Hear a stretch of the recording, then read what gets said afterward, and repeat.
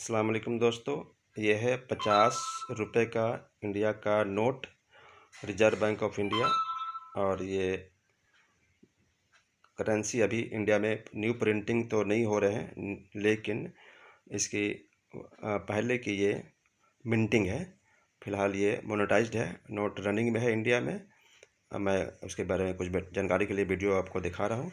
और भी बहुत सारे नोट, पुराने नोट, हिस्टोरिकल नोट, डाक टिकट और उसके बाद कॉइन वगैरह, इंडियन और इंटरनेशनल कॉइन्स एंड डाक टिकट एंड करेंसीज़ की जानकारी आपको मैं इस वीडियो में देता रहता हूँ। आइए जानते हैं इस नोट के पीछे में क्या है। देखिए, ये नोट आपको याद आ रहा होगा, जिनके पर्स में ये नोट होंगे, क्योंकि अब ये बहुत कम बच गए हैं।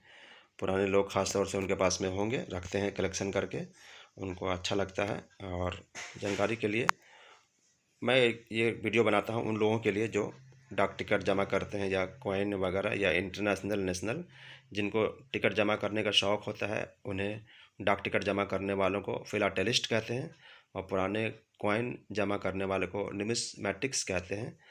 और इस तरह के मैं इंफॉर्मेशन उन्हीं लोगों के लिए ख़ास तौर से ये वीडियो बनाता हूँ, जिनको पुराने करेंसी या नोट या डाक टिकट वगैरह की जानकारी चाहिए।